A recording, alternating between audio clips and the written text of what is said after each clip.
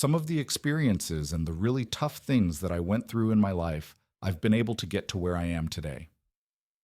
By people mentoring me, Kimberly Guilfoyle, a dynamic and captivating figure, seemed to have found her forever love after two previous marriages, or at least that's what we all thought. I've done it twice now. I would like to, get married again. I believe in great love. Her life has been anything but ordinary, filled with glamorous highs and dramatic turns. Join us as we explore Kimberly's fascinating journey from her sparkling career to her whirlwind relationships, culminating in the surprising end of her engagement to Don Jr. Let's uncover why Kimberly Guilfoyle split from Don Jr. immediately after this happened. From San Francisco to big dream speculations about the end of the relationship between Kimberly Guilfoyle and Don Jr. marked the end of 2024. Many related that the breakup happened right after Kim found out that Don was seeing someone while they were together. And to understand this whole drama, let's start from the beginning. Who is Kimberly Guilfoyle? She was born on March 9, 1969, in San Francisco, California, into a family that was a beautiful blend of cultures and histories. Her mom, Mercedes, was Puerto Rican, a woman with a passion for teaching and an undeniable dedication to nurturing others. Her dad, Anthony Tony Guilfoyle, brought his Irish charm and determination straight from Ennis County, CLA.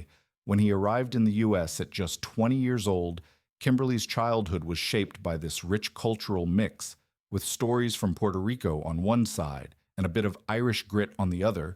She grew up in San Francisco's vibrant Mission District before the family moved to Westlake in Daly City. Her parents worked hard to give Kimberly and her younger brother, Anthony Jr., a life filled with opportunity and love. Despite the challenges they faced, Mercedes was a special education teacher who left a lasting impression on Kimberly. She instilled values like empathy, education, and resilience. But tragedy struck early in Kimberly's life when Mercedes passed away from leukemia. Kimberly was only 11 at the time, and this loss was a turning point that left an indelible mark on her. Mercedes's absence meant that Tony had to step up as a single father, and he did so with the kind of energy you'd expect from someone who built his life from scratch. He'd immigrated to the U.S. in 1957, spent 4 years in the Army, and then turned his construction job into a thriving real estate investment career.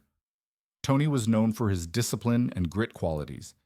He made sure his kids inherited Kimberly, and her dad shared a special bond. Tony wasn't just a father.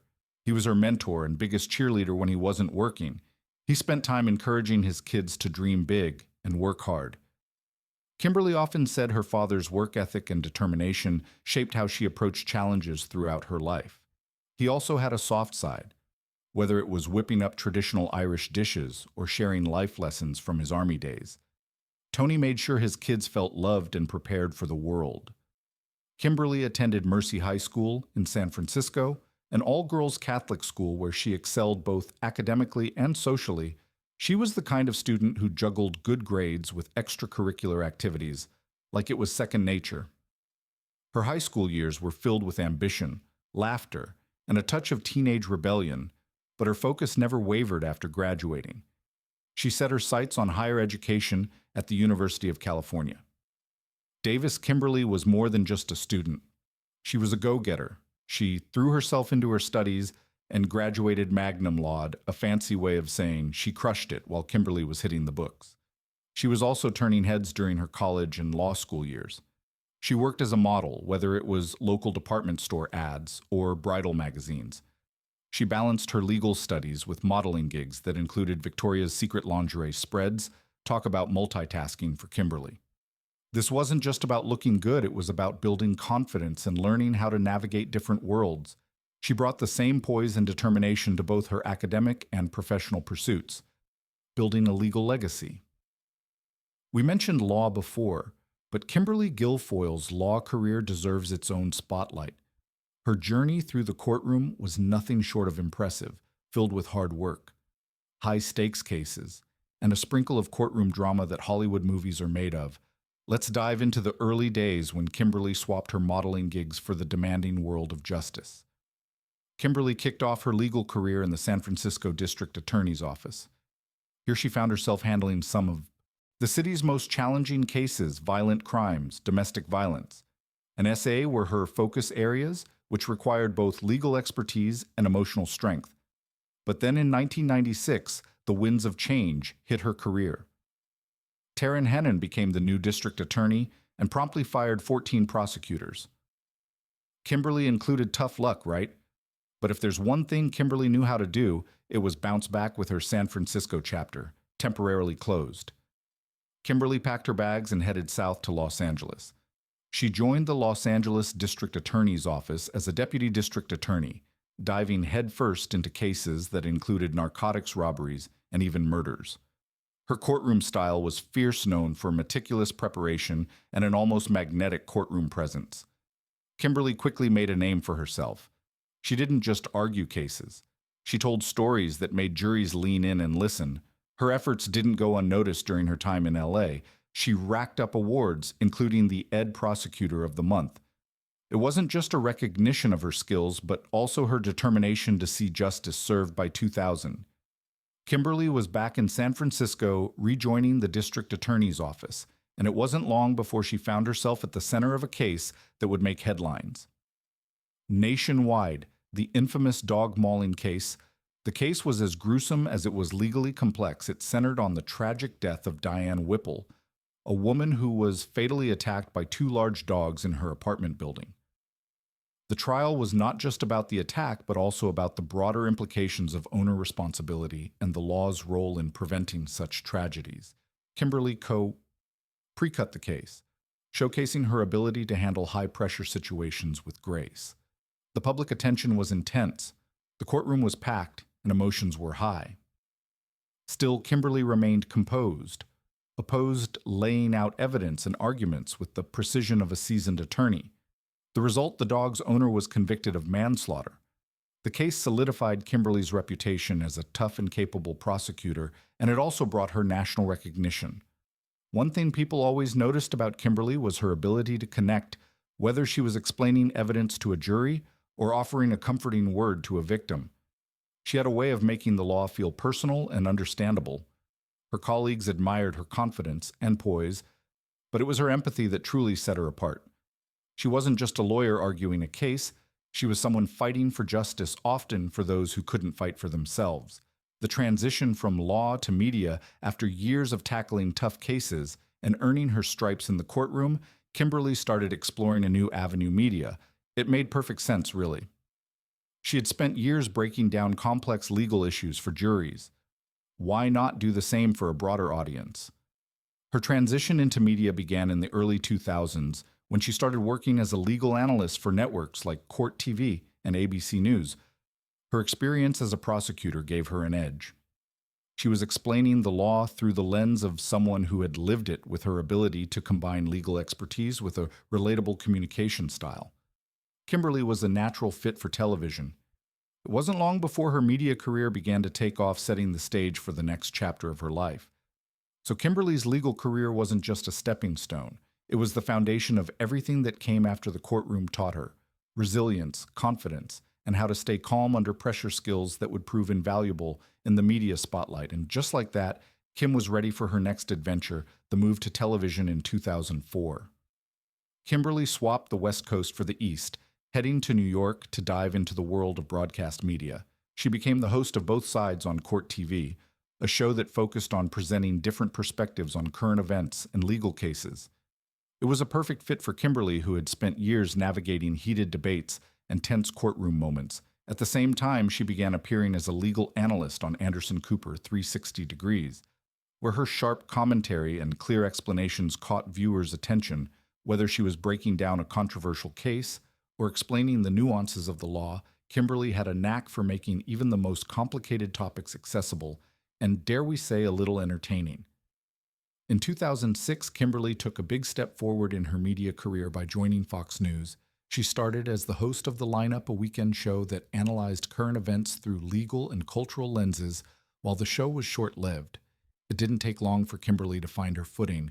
Her charisma, confidence, and ability to tackle hot-button issues with earned her a spot as a regular contributor. By 2011, she was cementing her place as a TV mainstay. One of Kimberly's most defining roles came in 2011 when she became a panelist on Fox News' hit show, The Five, this program featured a lively five-member panel tackling the news of the day, from social trends to major events. It was the kind of format where Kimberly truly shined. Her style was bold and unapologetic. She wasn't afraid to jump into spirited debates or share her unfiltered opinions. But what really made her stand out was her ability to mix sharp analysis with humor and charm. Whether she was dissecting a legal case or weighing in on a pop culture moment, Kimberly brought an energy that kept viewers coming back for more. The Five became one of Fox's most popular shows, thanks in no small part to Kimberly's presence. Her ability to balance serious discussions with a touch of levity made her a fan favorite. Kimberly's role at Fox wasn't limited to The Five. Over the years, she took on a variety of roles, showing her versatility and broad appeal. She hosted and co-hosted shows like Outnumbered, and frequently appeared on segments such as Is It Legal on The O'Reilly Factor. She also guest hosted programs like Hannity on the Record and Fox and Friends.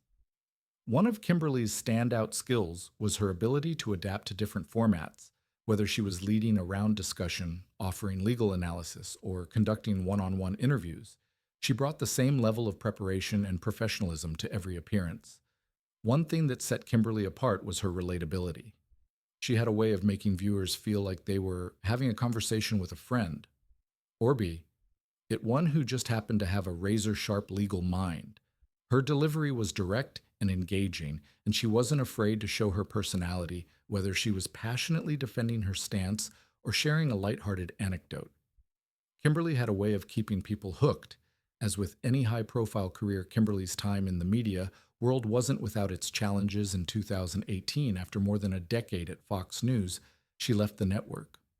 The circumstances surrounding her departure sparked plenty of headlines, but Kimberly kept moving forward, ready to take on new opportunities. While the transition marked the end of her Fox News chapter, it also opened the door to new possibilities writing career. It's clear to you that Kimberly is so versatile that the fact she's tried her hand at writing won't surprise you. Her writing career is just another way she's channeled her experiences and insights into something meaningful, and of course uniquely. Kimberly's most notable work is her 2015 book, Making the Case: How to Be Your Own Best Advocate. This semi-autobiographical guide is packed with advice drawn from her fascinating career journey. It's not just about the courtroom or the newsroom, it's about how to navigate life's challenges with confidence and grit. The book encourages readers to become their own best advocates, whether they're making career moves, solving problems, or simply speaking up for themselves with personal stories and practical tips. It's as inspiring as it is useful. But Kimberly's creative ID didn't stop there. In 2024, she announced her first children's book, The Princess and Her Pup. It's a heartwarming tale about kindness and companionship, written with kids in mind but bound to charm adults too, and she's giving back 10% of the book's proceeds. Go to a nonprofit supporting animal welfare. Her writing style is just like her, relatable, clear, and packed with personality, whether she's sharing professional advice, reflecting on life lessons, or crafting a whimsical children's story. Kimber's words have a way of connecting with her audience, love loss, and lessons learned. You must be wondering what kind of man managed to conquer such a busy and successful woman like Kimberly Guilfoyle with her fierce determination, sharp intellect, and undeniable charm. It's no surprise that her love life has been as eventful as her career. Kimberly has walked down the aisle not once but twice, each time with a man who for a while seemed like the perfect match. In December 2001, Kimberly married Gavin Nome, then a San Francisco city supervisor at the time. They were the talk of the town, young, glamorous, and ambitious. Their whirlwind romance led to a wedding that felt like something out of a modern fairy tale. During their marriage, Kimberly used the name Kimberly Guilfoyle. Nome and the couple's style and charisma earned them a feature in Harper's Bazaar in 2004 in the spread shot at the luxurious Getty Villa. They were dubbed the New Kennedys. The title fits their polished image. But as we know, even fairy tales have their challenges. Kimberly and Gavin's marriage faced the ultimate test distance. Kimberly's career had taken her to New York, where she was making a name for herself on television, while Gavin remained rooted in California.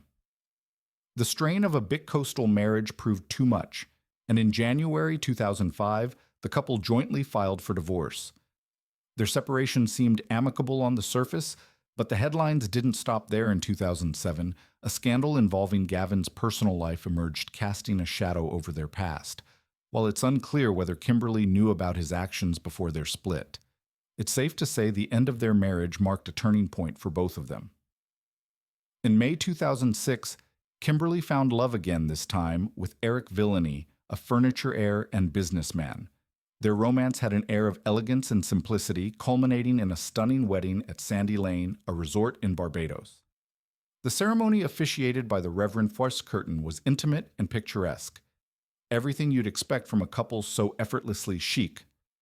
Eric, the CEO of Maurice Villainy, came from a family steeped in design and creativity.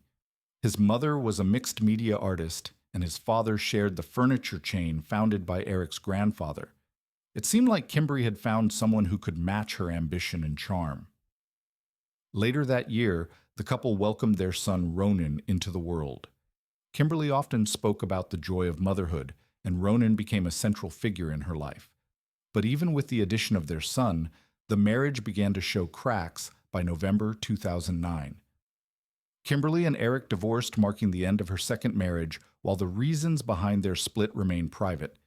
It's clear that Kimberly and Eric maintained a focus on co-parenting Ronan, looking at Kimber's two marriages. It's easy to see the threads of passion, ambition, and a desire to build a shared future.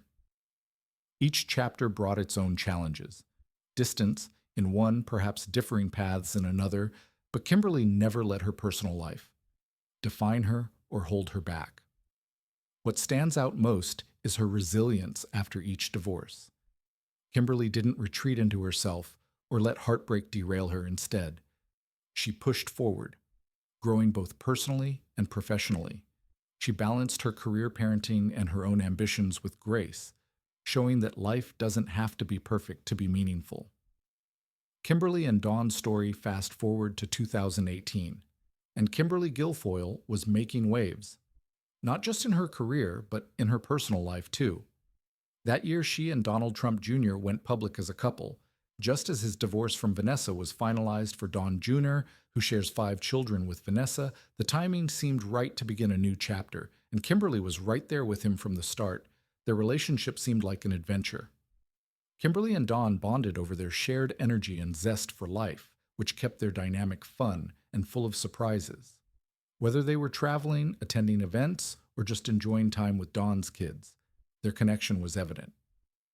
In March 2021, the couple planted roots in Jupiter, Florida, purchasing a sprawling $9.7 million mansion. And let's just say this wasn't an average house with 7 bedrooms, 12 bathrooms, a wine room, a theater, an elevator, a chef's kitchen guest, wings, a pool, and even a private dock.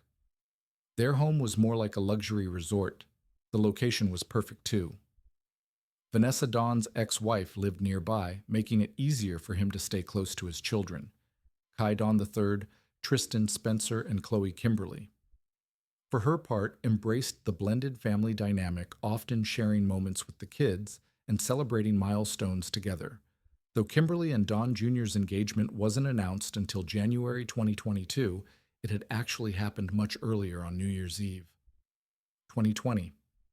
The couple kept the news under wraps for a while, focusing instead on their life together. When the engagement was finally revealed, it felt like a natural progression of their relationship. Kimberly often referred to Dawn as her best friend and soulmate, and it was clear they shared a deep bond. Kimberly and Dawn didn't shy away from celebrating their relationship. Social media was peppered with sweet anniversary posts, complete with photo collages and heartfelt captions. Kimberly's Instagram became a place where she expressed her gratitude for their life together, often referring to their shared adventures and the joy they brought to each other's lives. One particularly charming post from May 2024 featured Kimberly calling Dawn her soulmate and forever best friend. She even threw in a fun surprise by gifting him a rescue puppy. Because really, what better way to celebrate love than with a furry friend? Beyond the grand gestures, Kimberly and Dawn seem to thrive on the simple pleasures of life. Whether it was spending time with the kids enjoying their luxurious home or supporting one another in their individual pursuits, they prioritized building a life that felt meaningful and fulfilling, and let's not forget their shared love for animals. The rescue puppy was just one example of their efforts to give back and make the world a little brighter, something Kimberly often emphasized in her public messages The End of Kimberly and Dawn. Just when people thought everything was perfect, the news of their separation spread across portals and social networks. Kimberly Guilfoyle split from Don Jr. immediately after something you couldn't even dream of. He was spotted with another woman before their breakup was even public. The whispers turned into full-blown rumors when Don Jr., as always in the spotlight, showed up with his new flame patina Anderson at Mar-a-Lago for New Year's Eve celebration. But let's rewind a little. Kimberly and Don's relationship had seemed solid for years. They were living in their stunning Florida mansion, raising Don's kids and sharing gushy Instagram posts about soulmates and best friends. But beneath the picture-perfect surface, things weren't as rosy as they appeared. Sources say Don started to feel a little unsettled by Kimberly's free-spirited nature, known affectionately as Margarita Girl during her younger years in San Francisco. Kimberly had a reputation for loving a good party.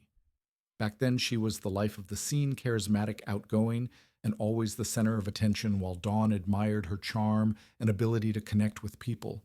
The glittering social life began to feel overwhelming for someone more inclined toward quieter moments with his family. Kimberly's fondness for garish cocktails and extravagant events seemed at odds with Dawn's idea of home life, and then came Bettina Anderson. Dawn met Bettina sometime in late 2024, and while there's no timeline to confirm when things turned romantic, their public debut at Mar-a-Lago made it clear they were very much ACC patina, described as elegant and grounded, brought a different energy to Don's life, perhaps one that felt more in tune with what he wanted. At this stage, people close to the couple speculate that Kimber's flair for the extravagant may have nudged Dawn towards seeking something simpler, whether it was the nickname Margarita Girl or her frequent socializing. Some say Dawn felt the relationship no longer aligned with his values when news broke that Dawn had been seeing Bettina while still with Kimberly. It wasn't exactly a shock. The signs had been there. The quiet Instagram presence, fewer public appearances together, and subtle changes in their usual dynamic. Kimberly, ever the resilient one, reportedly ended things as soon as she learned about Bettina, to her credit. Kimberly didn't let the breakup dim her light on Dawn's 47th birthday. Mere weeks after their split, she took to Instagram to share a series of photos, celebrating him, signaling an amicable end to their engagement. It seemed Kimberly was choosing grace over grudges, even as Dawn's relationship with Bettina became more public. Do you think it's possible to remain friends or on good terms with an ex when they've moved on quickly, as Kimberly seemingly has with Dawn? Let us know in the comments, and subscribe to our channel for more.